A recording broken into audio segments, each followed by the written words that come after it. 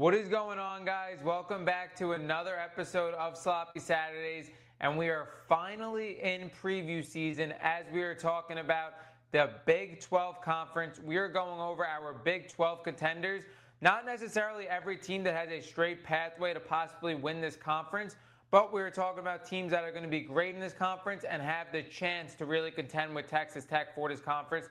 Now, like I'm saying, this conference is really looking like a one-team conference. Texas Tech is a heavy favorite.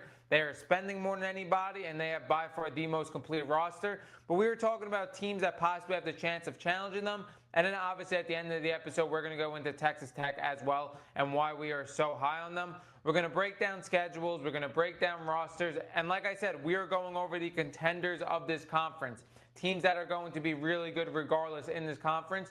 When I first started this podcast, we were going into just every single team in the conference and breaking it down. But I really think you guys really gravitated towards the contenders, the top 6 or 7 teams in the conference, teams that have realistically chance of getting ranked in the season. You guys don't want me to spend 15 minutes on a team that isn't going to be ranked and isn't going to be competitive throughout the season. So that's why we broke it down into the contenders. 6 teams that I realistically think have a chance of winning this conference, even though 5 of them may be a long shot.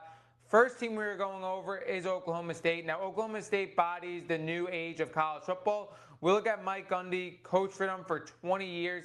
He leaves his program. They hire Eric Morris to come in. Eric Morris was the coach at North Texas, a group of 5 powerhouse, the most explosive offense in the country last year. He brings in 3 stars with him: Drew Mestermaker, Caleb Hawkins, and Wyatt Young. Now, I think what Oklahoma State did here, they kind of followed the JMU to Indiana kind of pipeline blueprint, where you take a coach that could definitely coach in the Power 4, that has stars in his program in the group of 5, and you get stars that you necessarily wouldn't have got if you didn't hire the coach. So you're hiring the coach, but you're also looking at what he could bring in talent-wise. And luckily, fortunate for Oklahoma State, they were able to bring in all 3 of these stars. These stars didn't go to other places, which definitely could have been a possibility. When you look at Mestermaker, Hawkins, and Wyatt Young, those are 3 guys that were at the top of college football in the transfer portal at their positions. And they are 3 guys that a lot of people really believe that could transfer to Power 4 football and be some of the best players in the country.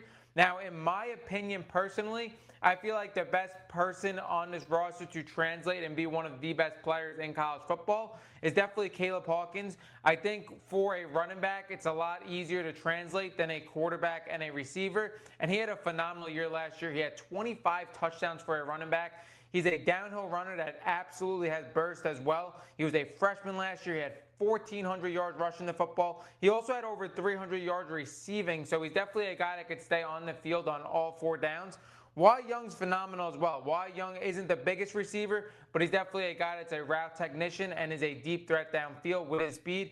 He's a guy that had over 1,200 yards last year, double-digit touchdowns. I believe he's going to be a very huge playmaker in this offense. But when we look at Drew Mestermaker isn't a guy, especially with how loaded the quarterback landscape is this year, with people who are returning, that I necessarily believe is going to be automatically a top 10 quarterback in the country. I don't have him as a top 10 quarterback in the country. Now, he's a guy that led the nation in passing, but it was in a group of 5 conference, and there are certain things about Drew Mestermaker that I don't necessarily like when I look at him. One, he hasn't played the quarterback position for that long. He didn't play the quarterback position in his entirety of his high school career. So again, when you look at him reading defenses, I kind of question that. And I feel like it really showed in North Texas's toughest opponents. Like, they played USF and they played Tulane, 2 teams that were ranked last year, and Drew Mestermaker threw 3 interceptions in both of those games. So I kind of question how he's going to translate to the next level. Now, I do think he's going to be one of the best quarterbacks in this conference. Like, you can't deny the stats: 4,300 yards, 68.9 completion percentage, 34 touchdowns, 9 interceptions. But like I said, for a quarterback that hasn't played the position for all that long, and you're looking at 6 of his interceptions out of the 9 coming against his toughest opponents, I kind of question how he's going to be able to read a defense with some of the best teams that may be on this list in this conference. Now, I do think, again, in the Big 12, he comes in as one of the best quarterbacks. He's a guy that again, has a huge arm and he could really take what the defense gives him rushing the football. He also is really impressive physically as well.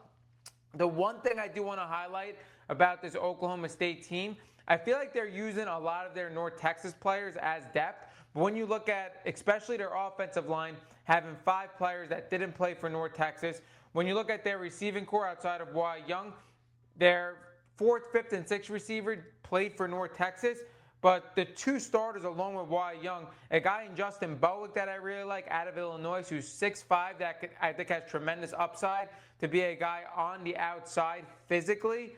He comes from Illinois.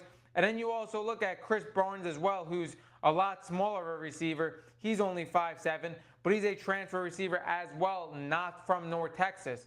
Then when you look on the defensive side of the ball, I feel like their entire secondary is pretty much from North Texas. But then when you look at their front 7, these are guys that they got from the transfer portal as well, and their depth comes from North Texas. So I feel like a lot of people are looking at this Oklahoma State team and just saying it's directly a North Texas pipeline, which it's not. They did their due diligence in the transfer portal, like I said. 2 of their starting receivers aren't from North Texas. Their whole entire offensive line isn't from North Texas. A lot of players in their front 7 aren't from North Texas as well. My biggest question with this team is, again, is it going to work? Are their star top-end players going to translate automatically? That's what I have questions about, and I kind of favor Wyatt Young and Caleb Hawkins a little more than I do Drew Messemaker. Like, again, this conference is weak, and Drew Messemaker is going to be, in my opinion, at worst, a top 5 quarterback in this conference. But is he going to be one of the best quarterbacks in the country like other people think? I don't necessarily believe that. Now when we look at their schedule, you were looking at them open up against Tulsa. They're going to kill Tulsa by 2 scores. Then they play Oregon, which is, in my opinion, the toughest out-of-conference matchup you are going to get. I think they're going to get destroyed in that game. Then you look at them against Murray State. I think they're going to win that game at home. You look at them at West Virginia. That may be a tighter game than people expect, depending on how this Oklahoma State team translates. But I do expect them to win that game. They face UCF. They're home in that game. I think they're going to win that game. Now, Oklahoma State plays Houston at Houston. I think this is a game that really is going to decide where they stand in this conference. I think Houston is a top 3 team in this conference. I think Houston is one of the teams I think have the best chance of knocking off Texas Tech. If they're able to compete with Houston, maybe even able to win this game, this shows this Oklahoma State team is for real. And it's a new age college football team that completely translates. But if they get blown out in this game, like I think there is a strong possibility of, then you look at this team just being a 4 or 5 loss team in this conference, a good team in the Big 12, but not a team that could really contend for the Big 12 championship. I think they're going to lose that game. Then Colorado, Oklahoma State. I think Colorado is one of the worst teams in this conference. They're home. I think they're going to win that game. Oklahoma State at Iowa State. Now, Iowa State is going through a huge transition. Iowa State I don't have on this episode, but I think that's a tough game, and Iowa State is home. I think that's a game they actually drop. Then we look Oklahoma State at Kansas State. I think they're going to win that game. I'm not in love with Kansas State and what they have and what they lost. I think they're going to beat Kansas State. Then we look at Texas Tech at Oklahoma State. Texas Tech is away, and they're a 15.5-point favorite. Texas Tech is levels above anybody in this conference, and especially an Oklahoma State team that we have questions with. I think Texas Tech is going to win that game. Oklahoma State at Arizona State could be a tough game, but I kind of think Oklahoma State comes away with this towards the end of the season. And then we look at Kansas at Oklahoma State. I think Oklahoma State wins this game as well. So when we look at their losses, you're looking at Oregon, you're looking at Houston, you're looking at Iowa State, and you're looking at Texas Tech. So you're looking at this team being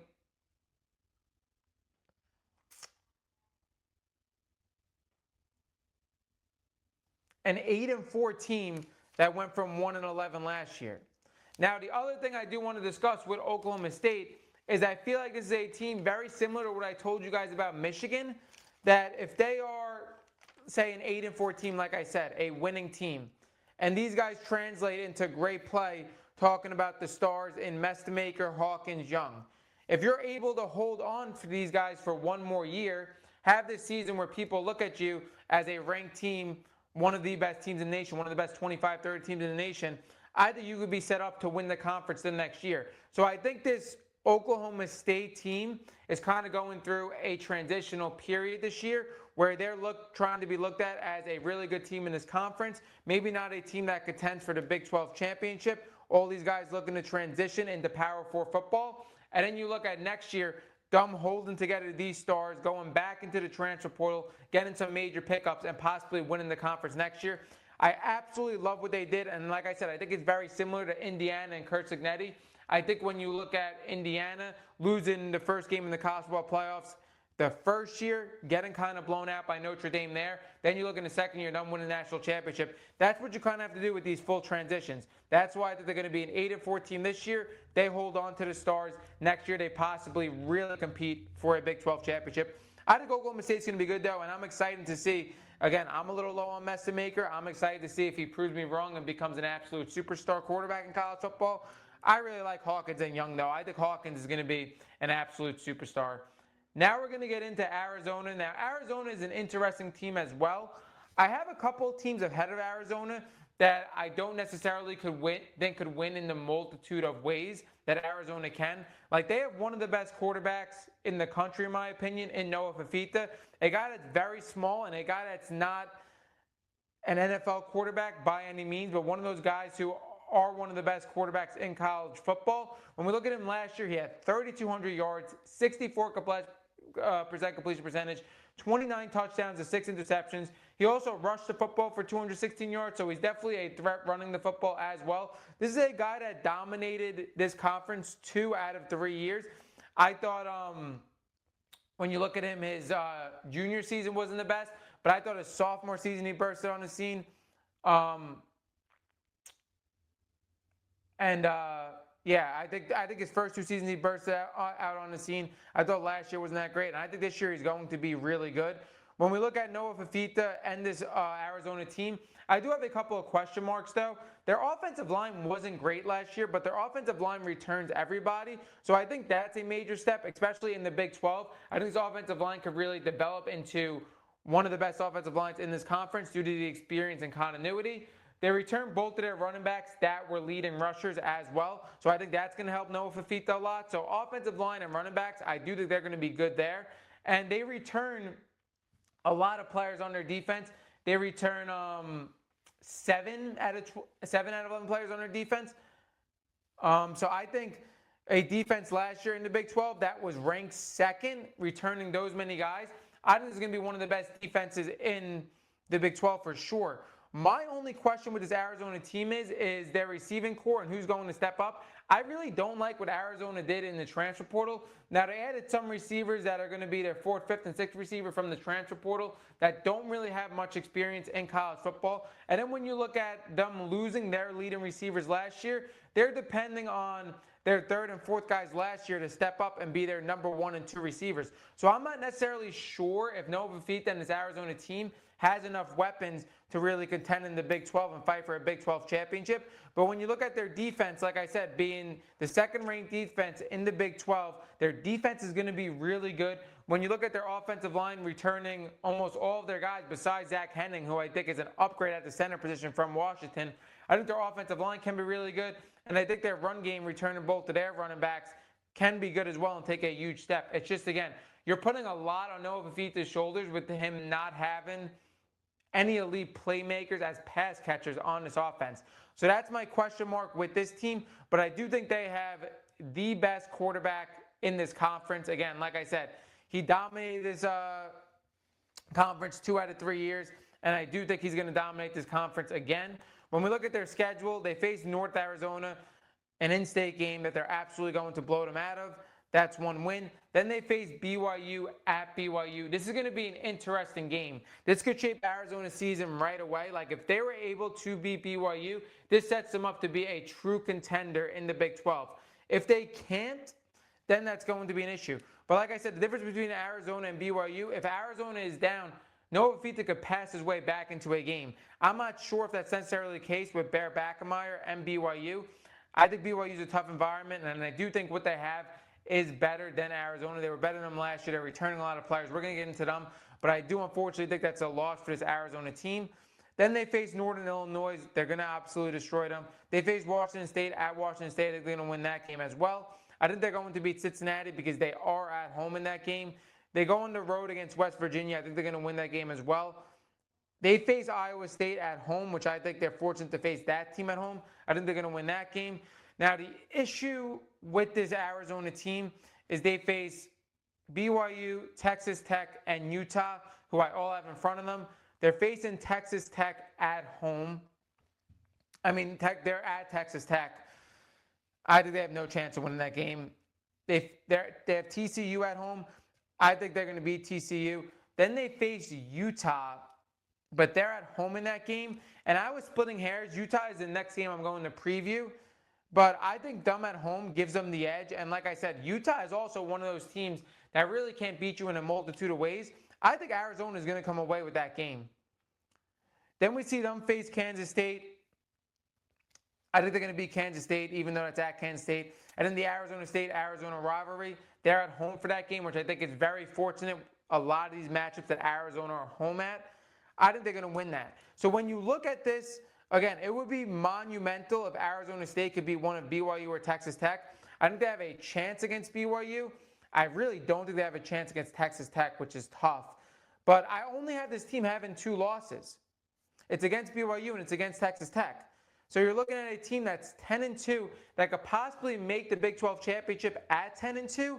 And if they are able to beat BYU and take care of a lot of these games now, they can't drop a game. But if they are able to beat BYU, you could definitely be looking at this team being in a Big 12 championship. Again, it's just going to be tough for them to beat Texas Tech. But that's how I see their schedule shaping out. So recapping everything, Noah Fifita, in my opinion, is the best quarterback in this conference because he has showed that over the last couple of years that he could dominate this conference. I think they have one of the best defenses in the conference. And I think their offensive line coming back with their run game is going to be really good. I just don't know in the pass game is way too much on Noah Fifita's shoulders. I don't really think they have any elite pass catching weapons. That's the biggest question for me with this Arizona team. Now we are getting into Utah. Utah comes into me as a very interesting team. A lot of people have them higher than 4 in this conference because when you look at Utah last year, they were 11-2. My question with this Utah team is they have a lot of key departures. When we look at Kyle Whittingham, one of the best coaches in the entire sport, that was a long-term coach for this Utah team. Him leaving, the first year of him leaving, is definitely a question mark.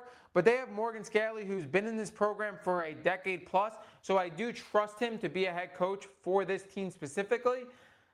My biggest issue with this Utah team, and I feel like it's something that a lot of people are overlooking, this Utah team obviously plays a style of offense that is very different than a lot of teams in the country. They're a team that is going to pound the football down your throat and really dominate in the trenches, especially on the offensive line.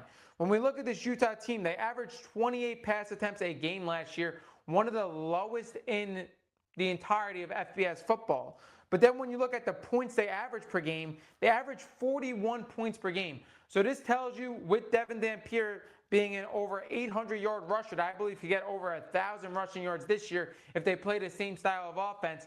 And along with their running backs having over 1,300 yards, 1,400 yards in their running back room, I mean, they're rushing for a ton of yards as a football team. And they're a team that kind of looks for their run game and its RPO-style offense to open the quick passing game. But they're not a team necessarily that's going to really need elite weapons because they're playing this, style of football that they're going to rush the game, that they're going to rush all game long pretty much, pass when they need to, and dominate the teams that are just inferior to them. But like I said, with this style of offense, my biggest question is you lose 5 starters on your offensive line. I repeat, 5 starters. And the biggest thing about this is 2 of the starters you lose were first-round picks last year. So are you going to be able to dominate in the trenches and get whatever you want in the rush game without these superstars on your offensive line? The one thing that I believe is significant and why I believe they can still play the same style is they return Devin Dampier, like we said, to really keep the same style at the quarterback position. You return both of your running backs as well in Wayshawn Parker, who I believe is going to be a star in this conference, and Daniel Bray. But also, like I said, you lose 5 starters, but you're looking on players that you develop in this Utah offense that's always great in the trenches to make up 4 of these starting offensive line positions. So again, I think Utah is going to be able to play the same style of football. I think they're going to be able to beat these inferior teams. I like what they did in the pass catching game as well. We talk about how if you're a receiver, how if you're a tight end on this offense, you're really, again, not looking to have a ton of yards in this offense. But I think one of the biggest transfer ads for them is Braden Pegan. He had 926 yards and 5 touchdowns at Utah State. So I think, again, having a guy that has that significant production is going to be one of the best receivers in your offense. And then I also think something that could be intriguing, especially for their receiving core as well, is Kyrie Scholes. He had 768 yards on a San Jose State team last year. So you're looking at guys with significant production to help out Devin Dampier possibly develop as a passer in this conference. And when you look at their defense, they're a defense that returned pretty much everybody. They only have 2 newcomers on this defense. So I think their defense is going to be really good. Their defense, when you look at total defense, they weren't great. But when you look at scoring defense, they were the second best scoring defense in this conference. So I do think this defense is going to be really good again. And I do think they're just going to play the same style of football. Now, my only question is if they are down in the game, like I said, are they going to be able to come back with this style of football? I'm not necessarily sure. When we look at how they've pan out in their conference, going through their schedule, you have Idaho at Utah. They're going to win that game. You have Arkansas at Utah. Even though they got to go play an SEC team, they're home in that game. Even though it's a different style and conference, I do think they're going to win that game. They're a 10-point favorite in that game. Against Utah State, they're going to absolutely destroy. I think their style of football is definitely going to be able to beat Iowa State at Iowa State. That's where I feel like they're different compared to teams like Arizona and Oklahoma, even though that they may be able to beat you in more ways and be able to come back in the game. I feel like against teams that Utah is definitely better than, against an Iowa State, they're going to handle. Kansas at Utah, I think they're going to win that game. Utah at Colorado, I think they're going to win that game. Now, Houston comes and plays Utah. I'm super high on Houston, really high on Houston. And Utah's a 6.5-point favorite in that game. I think, again, if Utah is as Houston, if Houston is as good as I think they're going to be, and if Utah is down in that game, I don't like them to be able to come back. I'm going to take Houston in that game, even though they're a 6-point underdog. Then we see Utah face Cincinnati. I think they're going to win that game. Then we have BYU at Utah. Now this game's at Utah. Utah's a minus 3-point favorite, and you're looking at 2 teams with 2 very similar styles of play. But I think BYU has a little bit more than Utah does, and I think they have a lot more returning. I trust BYU to win this game just like they beat them last year, even though they're on the road. I'm going to take BYU in that game. Then we say Utah at Arizona, who we just previewed that matchup. I think Utah's going to win that game. I think they're going to beat TCU at TCU, and I think they're going to win at home against West Virginia. So when we look, we have them losing to BYU, we have them losing to Arizona, and we have them losing against Houston. So we see this team being a 10-3 team in this conference, which I don't think is going to be good enough to play for the conference championship. But we could easily see this team beat Arizona or beat BYU or beat Houston. Like, they're a team that's going to be favorited probably in every single matchup. But again, they're close matchups. I kind of tend to like the other Big 12 contenders in that matchup. They go 10-3. I think a lot of teams, a lot of people that like Utah aren't really focused on necessarily the losses that they have in offensive line and how that contributes to their style of play. But I do think they're going to be a really good team.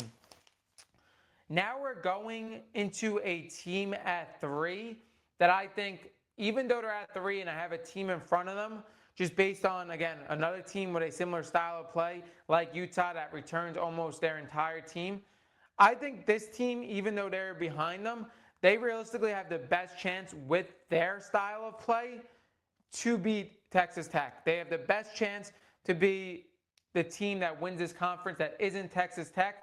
And I absolutely love this team. I feel like they are extremely underrated.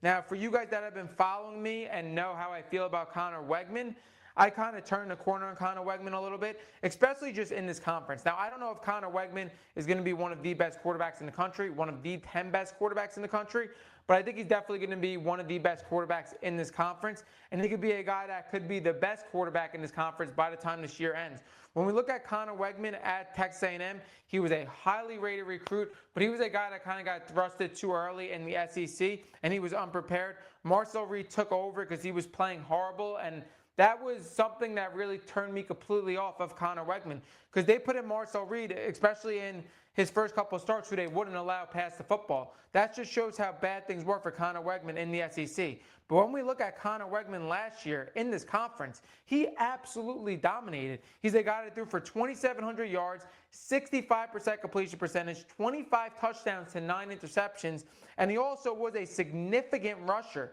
I feel like people don't look at Connor Wegman just based on his prototype as being this great of a rusher, but at 6'3", he rushed for 700 yards and 11 touchdowns.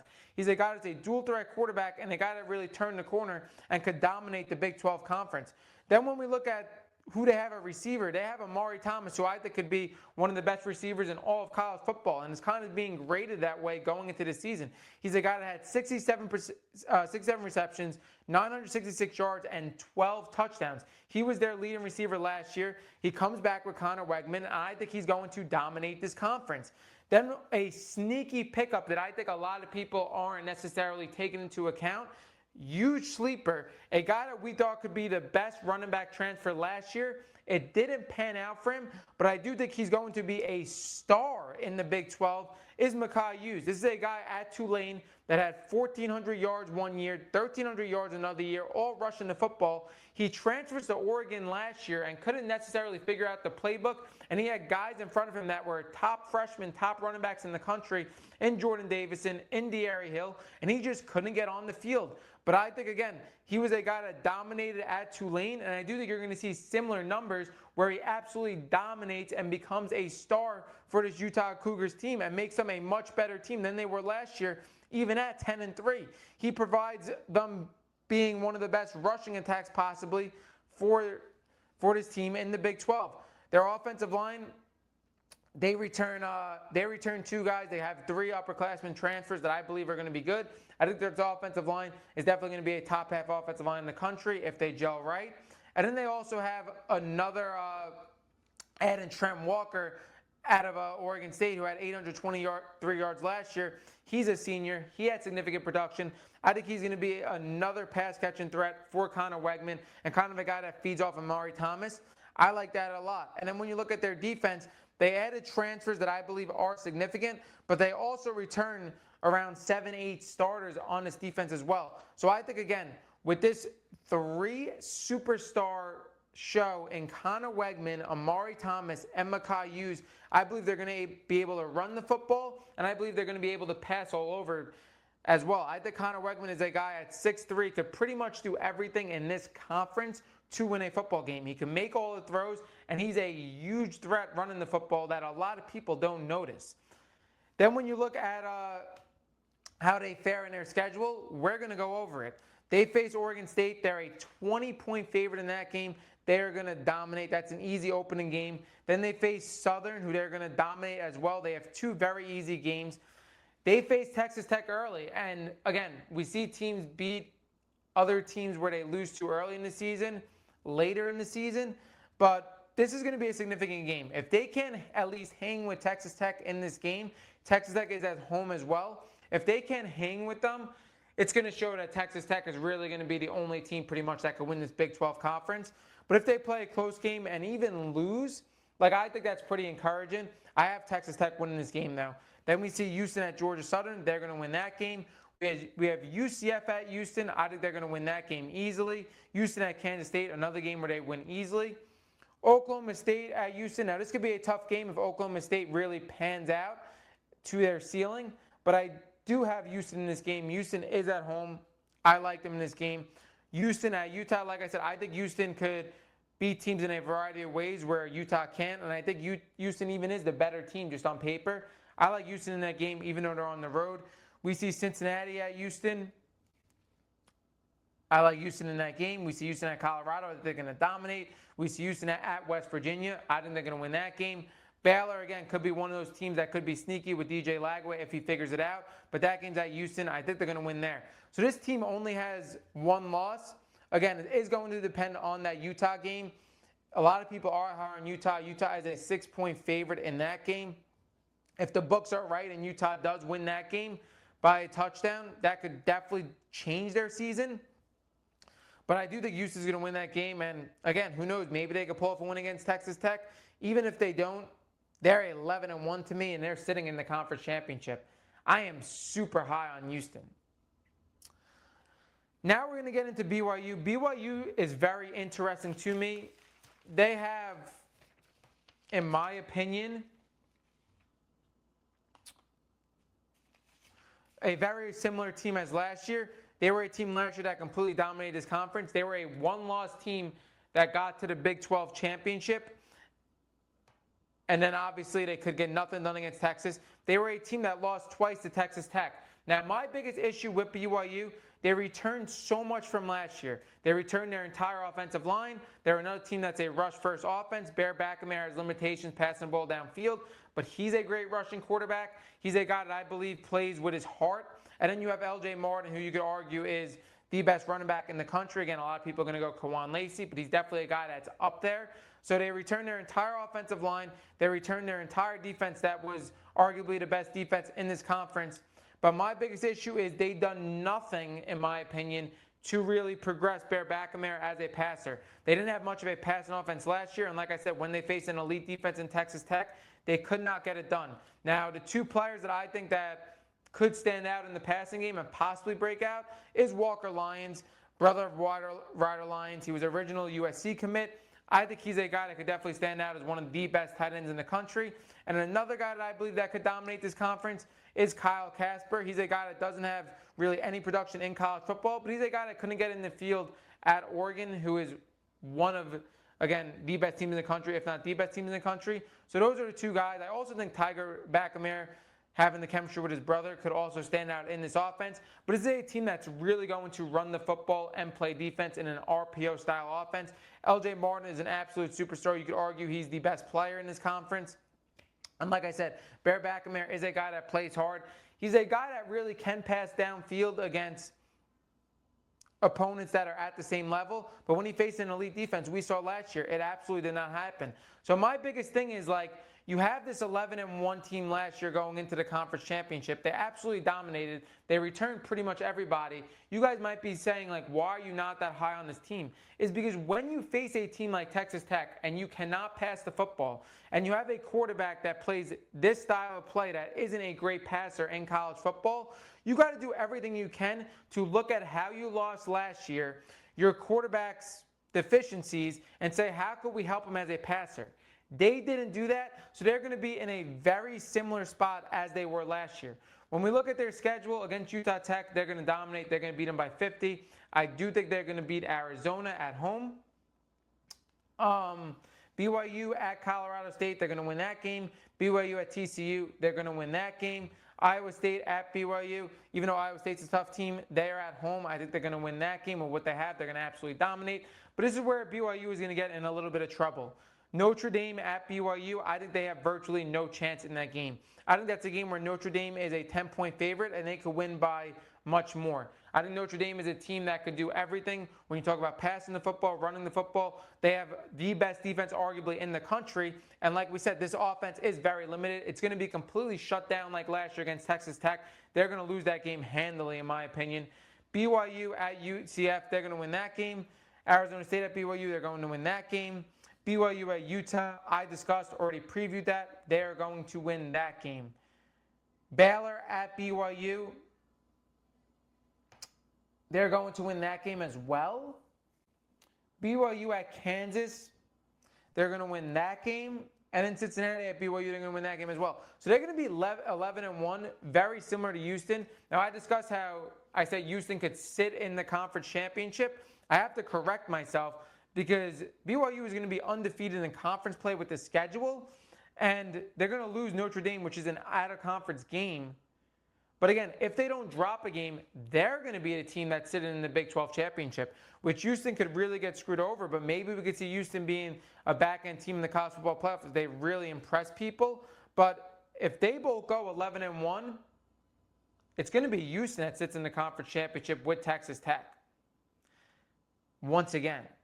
But again, I think it's pretty unfortunate for us as college football fans because I think, again, the way Houston can win a football game, I think they have the better chance of competing with Texas Tech. We'll see how that all goes. Now we're going to get into Texas Tech. We don't really have to go too much into depth on them. They are, in my opinion, by far the best team in this conference. They are the team that's going to win this conference. And they're also a team, in my opinion, that's going to go into the college football playoffs undefeated. They have one of the best defenses in the entire country, the best defense in the Big 12. And a lot of people may have questions because you look at David Bailey, who was the second pick in the NFL draft. You look at Jacob Rodriguez, who was the best defensive player in the country, in my opinion, when you talk about it in terms of college football. And you look at Romello Height, another NFL player as an edge rusher. But when you look at what they did in the transfer portal, when you look at this Texas Tech team, they did everything they could to really recoup this defense with dominant players, in my opinion, that are going to be just as great in the front seven, and this defense is going to be in total just as great.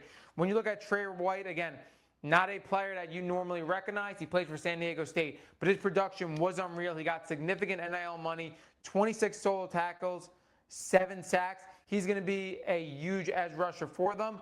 When you look at Adam Trick, I believe this was their best NIL transfer portal pickup. Like I said, they will not be outspent. He had 8.5 sacks, 26 solo tackles from Miami, Ohio. One of the best edge rushers in the transfer portal. Then when you look at Austin Romaine as a linebacker, I think he could be the best linebacker in this conference out of Kansas State. He had over 40 solo tackles. So again, you look at the Jacob Rodriguez, David Bailey, Romello Height trio. These guys were brought in my opinion, with significant NIL money to dominate this conference like those players. And they may not necessarily have as much of NFL first-round talent, second-round talent upside as those players. But I think, again, they were significant players that are going to develop into a great defense, into NFL players and game records for this team. Then when you look at their secondary, they returned pretty much everybody. A secondary that was great last year is going to be great again this year. Then when you look at the offense, I think the offense is going to be phenomenal. Now, again, we could talk about all day long how they lost Brendan Sorsby. I don't have to go in it. I think that limits them from a national championship contender. Now, I do think this Texas Tech team has a chance to win a national championship, but I really look at them now as completely dominating this conference and this schedule. They could win a college football playoff game with everything they have, but I don't necessarily look at them as having as much of a chance of a national championship because I believe what Brendan Sorsby brought, especially in the rushing game, that Will Hammond doesn't, that kind of limits their ceiling in this offense to competing with a lot of these elite defenses like we saw them get shut down by Oregon last year. I do this offense is going to be better, and I do they have a chance, again, of winning a college football playoff game, but beating elite defenses down the stretch, I think where Brendan Sorsby would have been a superstar in college football, where Will Hammond is going to be a really good quarterback, one of the best quarterbacks in this conference, that limits their national championship ceiling. But I think they're going to have one of the best rushing tandems in all of college football. I think people don't realize how ridiculous the amount of production that came out of this running back room. When we look at Cameron Dickey and Jacoby Williams in the split backfield, this was a tandem that produced over 2,400 total yards from this running back room. I don't think you realize how ridiculous that is, and I think they're going to be able to run the football at a higher clip, them even excelling in college football, bringing both of those guys back and retaining their offensive line. I think they're going to be a true threat running the football. When we look at the passing game, Terrence Carter Jr. is, in my opinion, a guy that's an elite pass catcher in college football. I think he's going to be their best pass catcher. But I also love what they brought in with Kenny Johnson from Pitt as a receiver. He had significant production at Pitt. I think that's going to be an upgrade in their receiving room. Coy Eakin was a guy that was a major contributor last year, especially in the slot. He's a guy that's going to eat out of the slot in this conference this year. And Micah Hudson is a guy that couldn't get on the field last year, but I think he's going to be a guy that plays on the outside for them and definitely takes a huge jump this year into possibly being even their leading receiver. So I think, again, their offense is going to be really good. Their offense is going to be better, where I think they could definitely win a college football playoff game. I just don't know if they could win a national championship with this offense against teams in the SEC and the Big Ten. But this offense is going to be the best offense in the conference for sure. Like I said, 2 running backs that are going to make one of the best running back rooms in the country. A tight end that you could argue is the best tight end in the country. Their receiving core, again, doesn't have necessarily elite top of the line FBS playmakers, but I do think their receiving core is going to be really good. I'm really not going to get into their schedule because they are a double-digit favorite in every single game they are going to play. Now, again, their toughest games come from Houston that I previewed. I think they're going to handle Houston. I think they're going to beat them by 10 plus, in my opinion. I kind of hope they don't, so it creates a little parity in this conference. And then they face Oklahoma State. Oklahoma State, that's probably their second toughest game, and they're a 15-point favorite. So in my opinion, to sum up this Big 12 episode, you have teams like BYU and Houston that could contend for the Big 12 championship. But when you look at a team like Texas Tech, who's a level above everybody in this conference, who's a double-digit favorite in pretty much every single game they play, they are going to dominate this conference, in my opinion, win the Big 12 championship, and sit in a pretty good seed in the college football playoffs, because I think they are going to be undefeated going into the college football playoffs. That wraps up this Big 12 Contenders. This episode went a little longer than expected. Drop down your thoughts below on the Big 12 Conference. Are there any contenders that I'm missing? And do you guys think there's anybody that could truly compete with Texas Tech for this conference? That wraps up this episode of Sloppy Saturdays. Like we said, we are in preview season, and I'm super excited to get this first conference preview for you guys out on the Big 12. That wraps up this episode, and we are